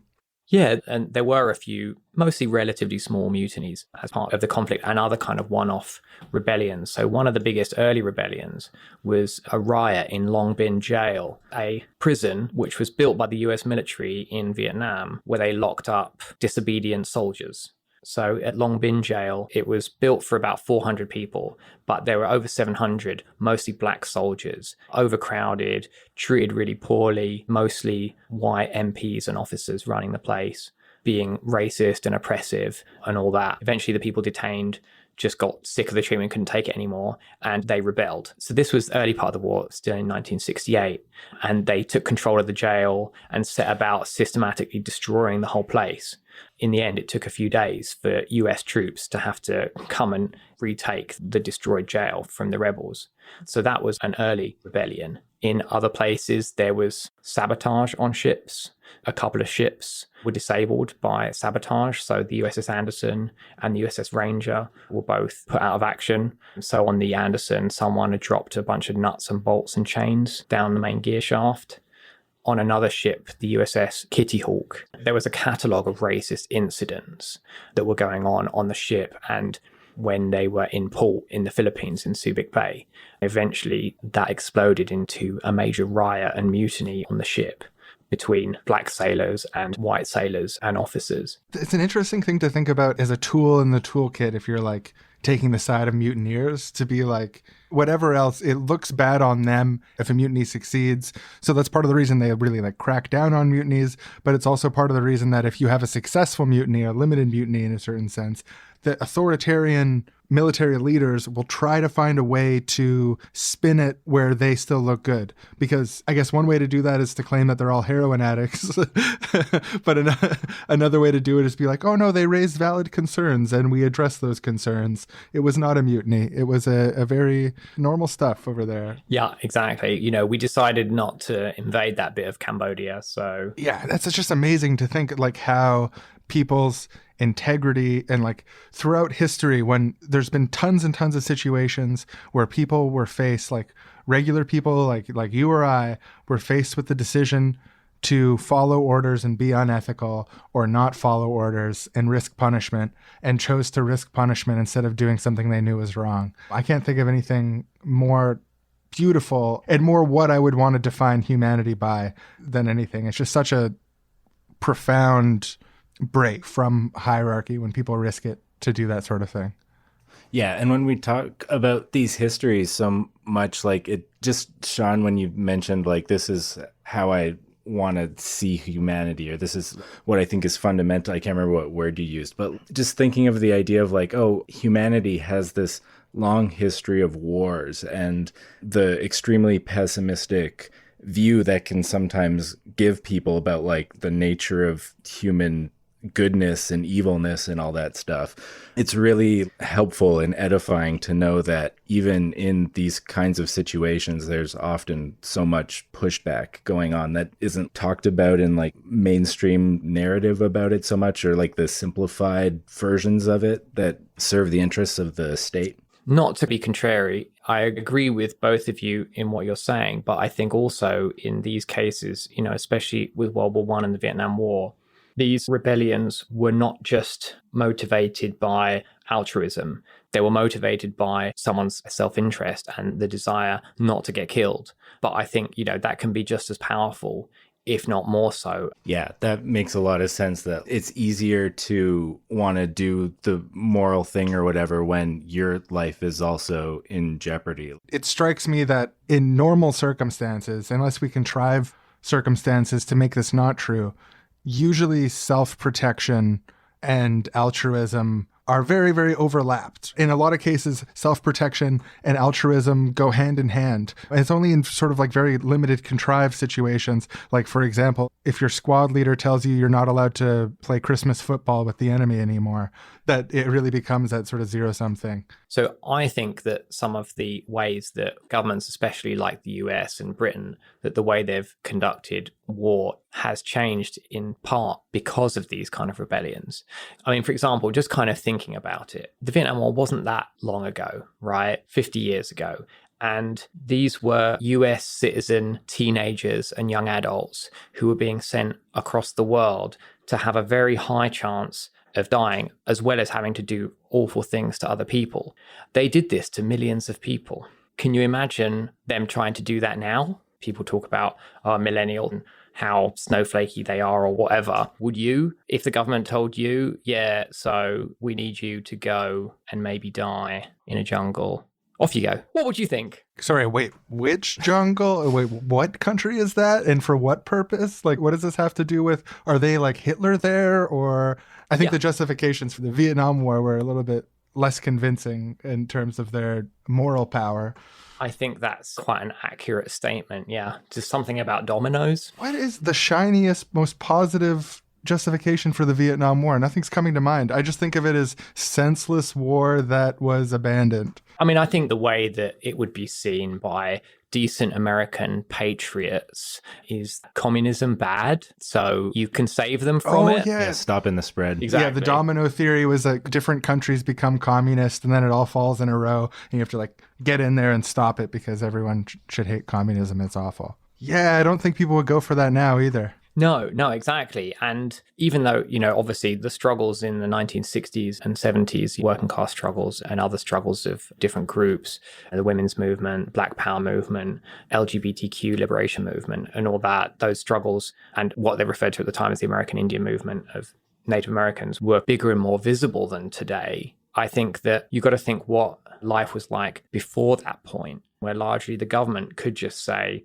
yeah, okay, we want a few million of you to go and kill a load of people over here. Tens of thousands of you at least are going to die. But what are you going to do? You've got to do it for the flag.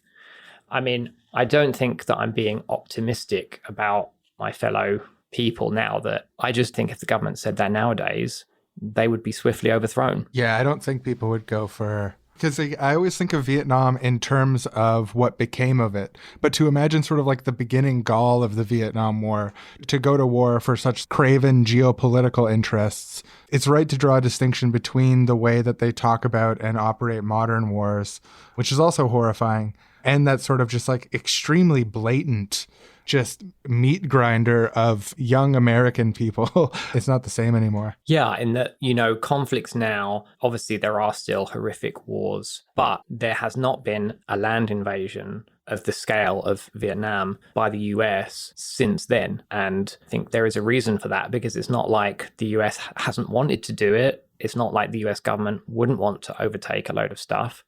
But they've moved to a more professionalized standing army, which is more separate from the rest of the population. There hasn't been that kind of mass draft or conscription. And also there's been more of a move to essentially more alienated ways of killing through things like, if you're a drone operator, that choice of do you do the good thing of not killing people is a much harder thing to do, because you're not risking your life. Your sense of self-preservation doesn't push you to do the altruistic thing. Your sense of self-preservation in that sense, just like, well, I'm going to kill these people because this is my job. I don't want to get court-martialed. I bet you if you brought in some of the people who are on the other end of the joystick, into the office where people are at their computers doing this sort of thing, and the drone operators got to try on their hats, and they got to try on the drone operators' hats, it would make doing that job very different from then on. Yeah. And I mean, we can think of drones as basically a device designed by military leaders to prevent the trading of hats,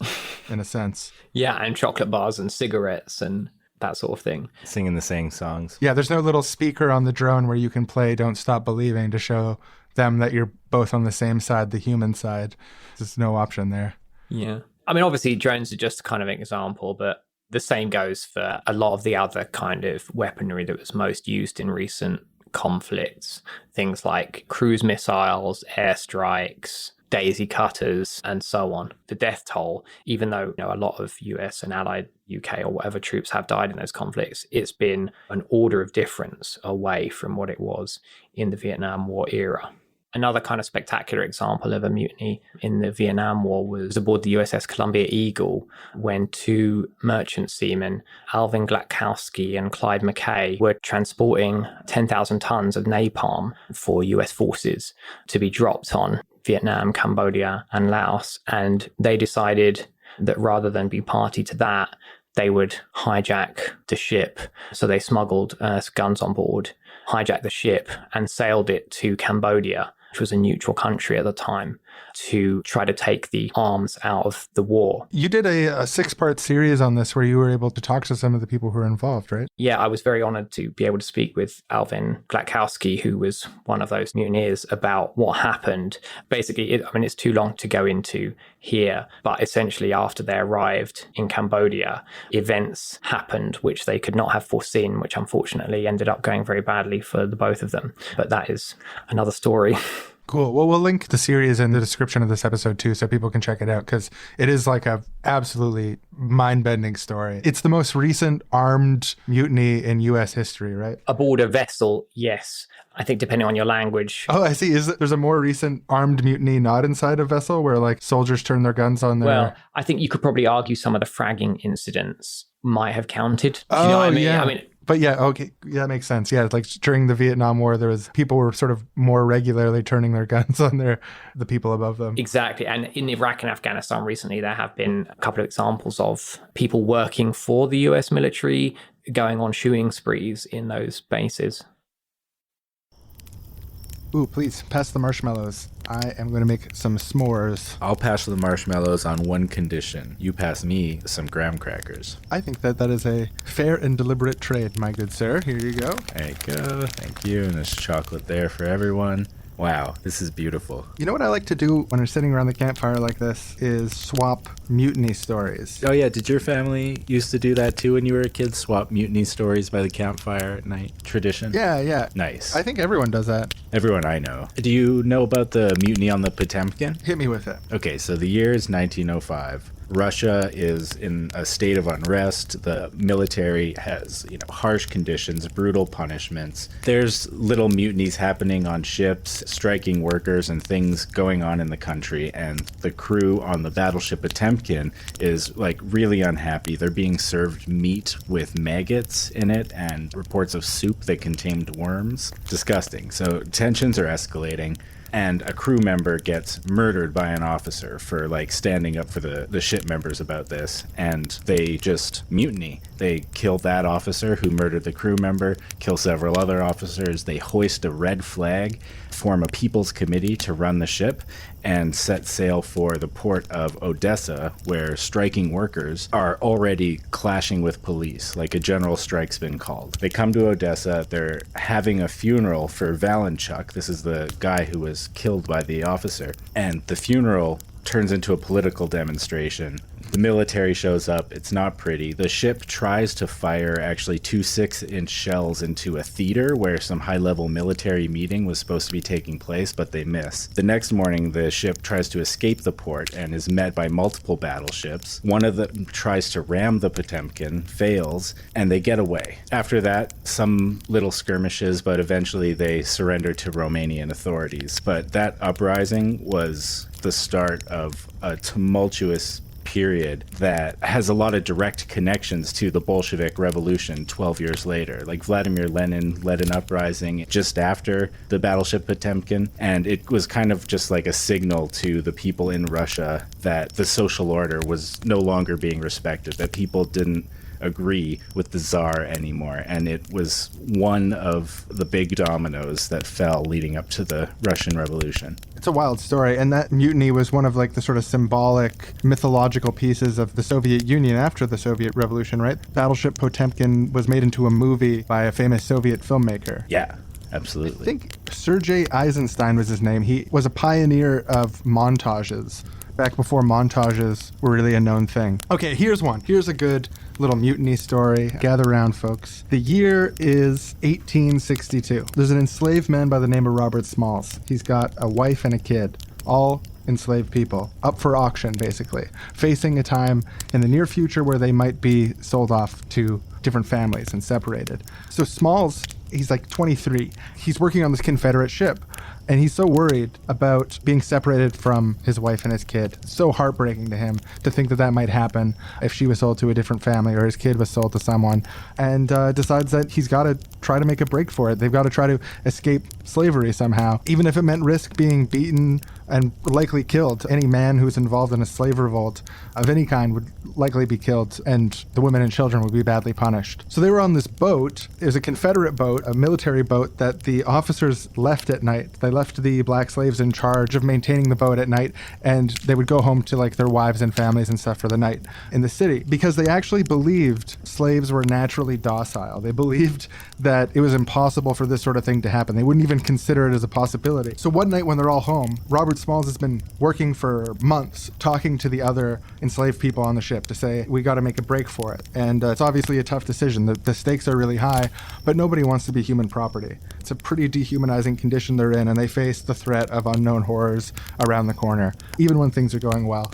So he's able to convince people it's a good idea. And one night in 1862, during the night when they were alone on the ship, in the fog, they took the Confederate ship out of port and put up a Confederate flag and a flag of South Carolina. So they appeared like a Confederate ship, and they acted like they were just a regular ship going about sort of on their rounds. And he knew the sort of secret code, what to toot on the horn that would let other Confederate ships know that it was a Confederate ship and let them by. And they eventually find Union ships. So this is during the Civil War, and the Union ships come to ram them. The Union ships are going to ram into their boat to try to sink them. And they yell from the side of it, get their attention, and basically are saved by the Union. They're freed from slavery.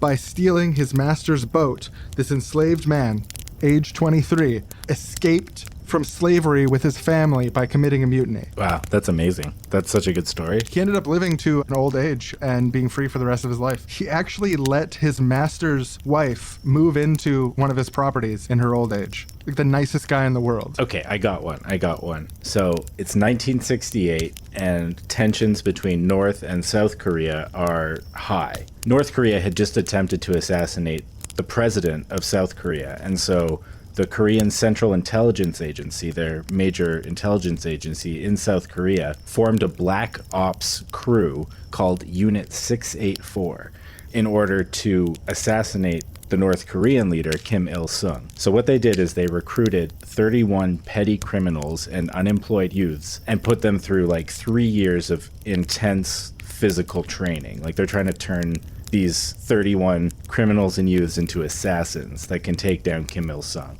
The training's so intense that 7 of them die during this 3-year-long training period. But the other thing that happens during these 3 years is that relations between the two countries start to improve. And so the assassination plan is abandoned. And at that point, the 24 members who are still alive of this crew after all that training kind of freak out. And they kill all but 6 of their guards, head to shore, and hijack a bus to head to Seoul. They don't actually make it very far, though. The bus gets stopped by the army. There's a fight. 20 of the 24 members are either shot or commit suicide right then and there by hand grenade. And then the 4 remaining members are captured, sentenced to death by military tribunal, executed, and then all information about this event is like completely covered up and hidden from the public for 34 years. Until like this movie comes out in 2003 called Silmido, and an official report on the mutiny by the government a few years later. Gonna have to head to the tent soon and catch some shut-eye, but yeah. I think I got one last mutiny story in me, one last little historical mutiny, and it's a doozy. Nice. Let's hear it. I can't wait. So have you ever seen the film The Hunt for Red October. It's based on a Tom Clancy book. It came out in like 1990. Ooh. I think I fell asleep to it once. So it basically, in The Hunt for Red October, Tom Clancy says this is based on a true story. There was this guy, Valery Sablin.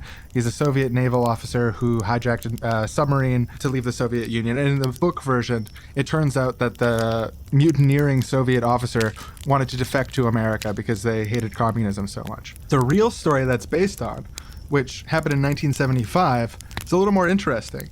Valery Sablin was not pro-America. He wasn't against communism. Him and his crew mutinied because they were anti-Stalinists who wanted to restore Leninist ideals of directly democratic Soviets. He felt that there was privilege and inequality and corruption in Soviet Russia, and these things went against the communist ethos, and his best chance to make a difference was to inspire a new cultural revolution which could bring a new wave of revolutionary movements and complete the revolution of 1917 to achieve a path towards communism. And he was a naval officer. He's about 30 years old.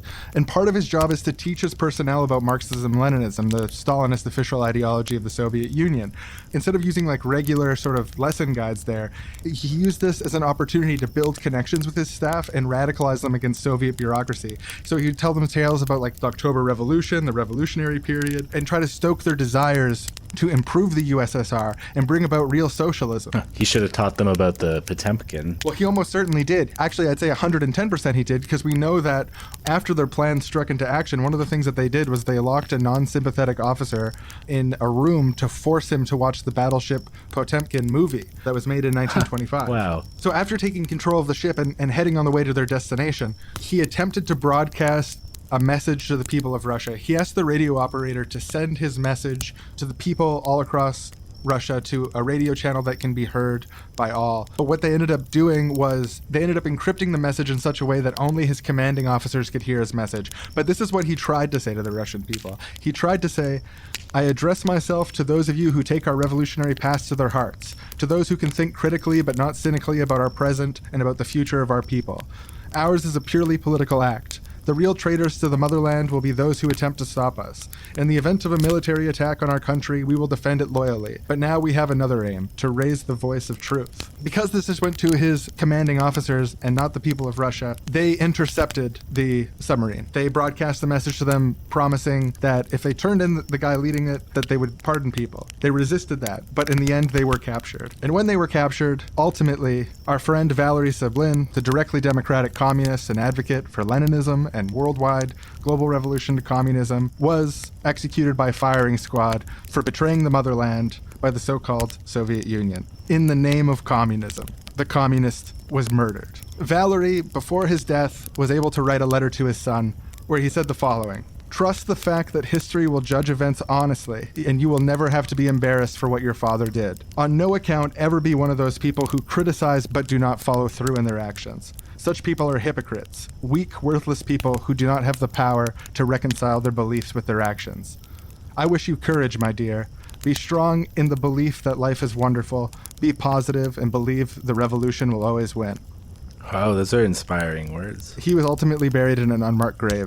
To this day, no one knows where he's buried. Ooh, less inspiring. Well, often the conditions that lead to a mutiny are pretty unbearably evil. One thing that really hit home about what he was saying was acting in accordance with your beliefs, and I believe that I am beat. I'm just so tired right now, so I gotta hit the hay. I do believe, good sir, I'm going to be going to bed now, so allow me to seize this Confederate ship and use the special code to get to my bedtime.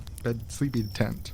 I don't know, is that okay to say it? Yeah, I don't know. I'm just going to put off seizing anything else till tomorrow morning at least. That's what I'm saying. Yeah, the only thing I'm going to be seizing is the day tomorrow by starting bright and early. So I'm going to get a little shut-eye. Yeah, so pour some water on the fire here. Let's make sure it's fully out. Give it a little stir, and then we're going to put water on it again because that could spread while we sleep, and only we can prevent it. And I'd say that's prevented. That's probably still going to be wet in the morning when we try to make a fire. But that's okay. Better safe than sorry. Night.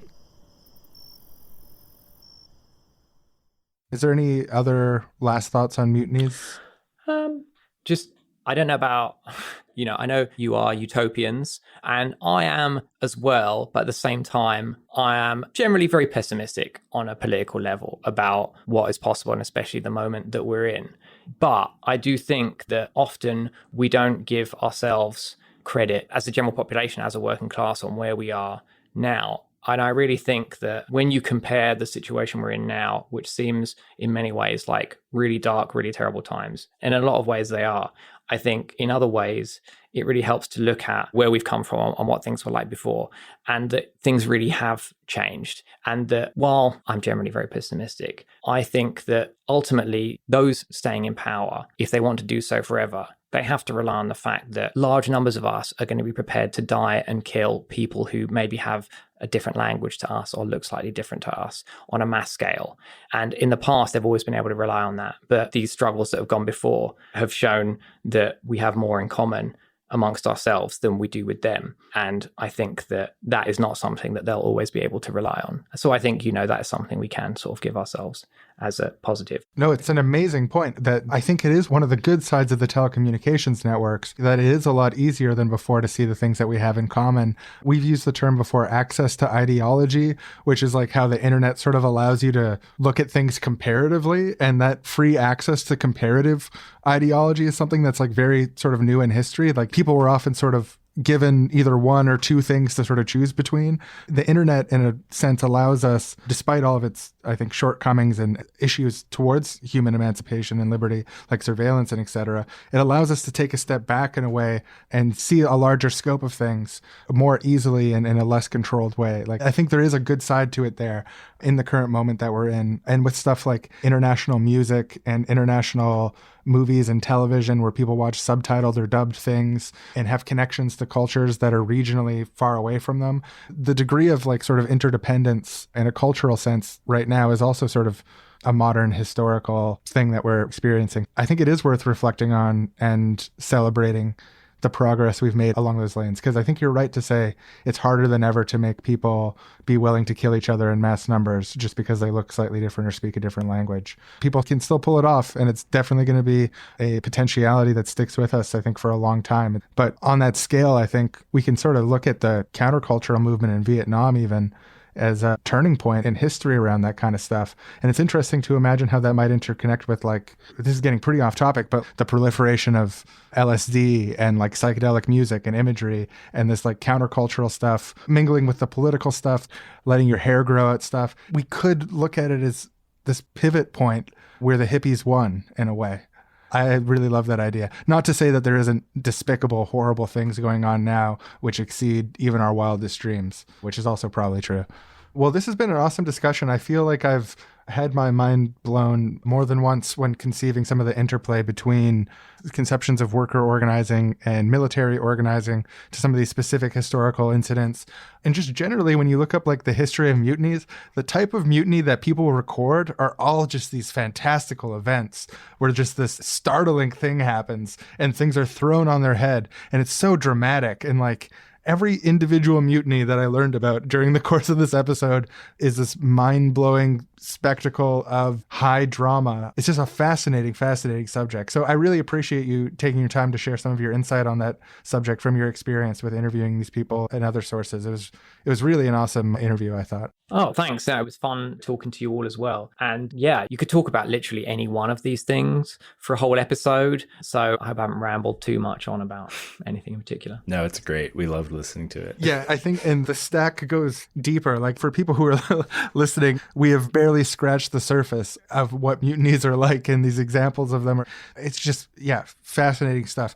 So John, for the Working Class History podcast, where can people find that to check it out? Yeah, so WCH is on all major podcast apps. Just look for Working Class History, and Patreon. Our website is workingclasshistory.com, and we've got accounts on Facebook, Instagram, and Twitter, just all called Working Class History, that you can check out. And if you're listening to this on the Working Class History feed, you can check us out at seriously-wrong.com. It's SRSLYWRONG.com. We're also on Patreon, Facebook, Twitter, and so on as well. So yeah, thanks a lot for coming on the show this week and doing this collab with us. This was like really, really cool. Mutinies are not just fascinating, but really mind-blowing stuff. Yeah, all good fun. Also, thank you guys so much for doing it as well. I appreciate you speaking with me and obviously doing the great work on the podcast generally. But yeah, it's been great doing this. Hopefully people like it. And if you do like the Working Class History podcast, definitely check out Seriously Wrong and hit the subscribe button. Yeah, definitely. Back to you as well. Yeah, definitely check out Working Class History, and especially the episodes that we linked. If you want to learn more about what we talked about today, I am extremely interested to hear this Living Mutineer story.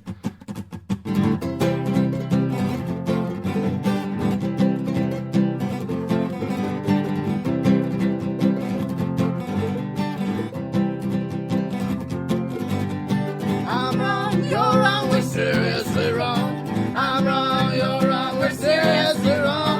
I'm wrong, you're wrong, we're seriously wrong. I'm wrong, you're wrong, we're seriously wrong. Next time on Seriously Wrong. Whew, what a interesting topic. Great work. Yeah, I'm so glad that we overthrew and mutinied against those other guys who wanted to make the Queen podcast or whatever. This was so much better. And that's that. It is what it is. This is the new normal. I'm comfortable here. Yeah, I think we're going to be making a lot of podcasts with us as the head of this ship. And Get up! They shot me through the... Hey folks, I am your new host. We're your new hosts from the rival show Mirthfully Correct. So we have taken out Sean and Aaron. That last episode was horrible. We need a show that is correct and has, a bit more style and seriousness. Is there something mirthful about so-called fragging of one's superior officers? Please, that's a disturbing reversal of hierarchical norms and also basic decency. Yeah, and what is mirthful about communism, which has killed billions of people, if you count their descendants? And if you count coronavirus deaths, which I do. Oh, of course. China, communism. That's mirthfully correct. And actually, the death toll of Communism Foundation or whatever includes coronavirus deaths as well, I think. That's how you know it's mirthfully correct to do so. Get 'em! Hey, whoa, hey, not to me.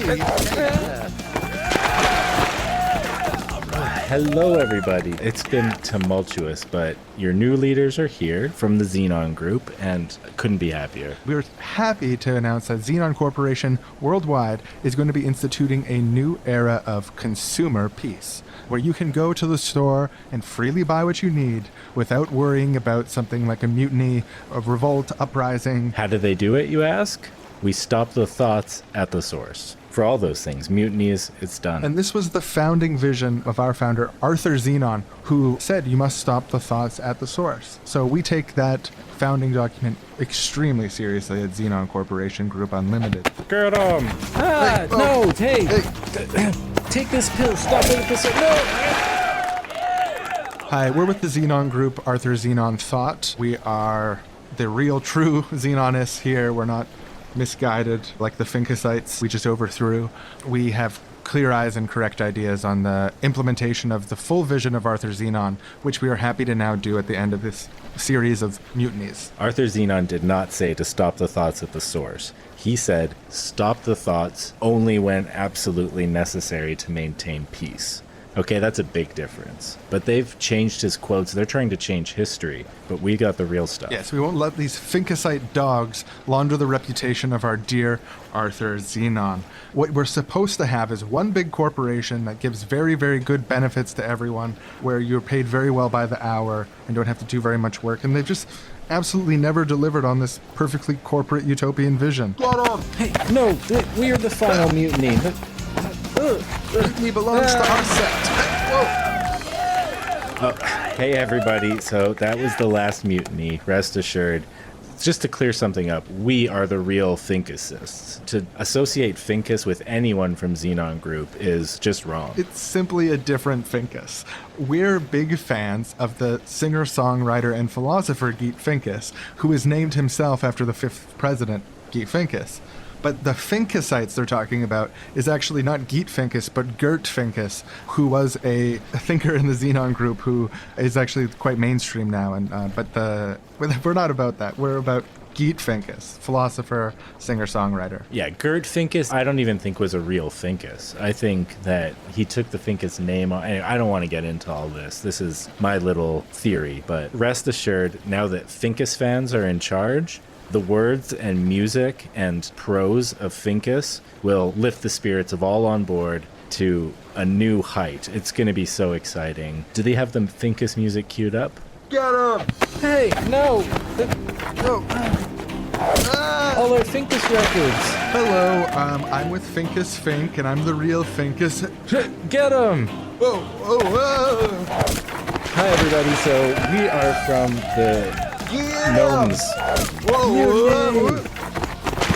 Hey there, we're gonna be the new... Hey, no. Now, this process happening before our eyes, it's sort of a subterranean movement in history, which humanity conflicts with all systems of authority. It's not a movement that's ever been encompassed by a single ideology or body of sacred texts. It's a libidimal movement of humanity against coercion of any form, reaching back in time to the very emergence of property and society, class rule, and the state. And this force, this libidinal force of humanity, is being used for unfathomable purposes, beyond human comprehension.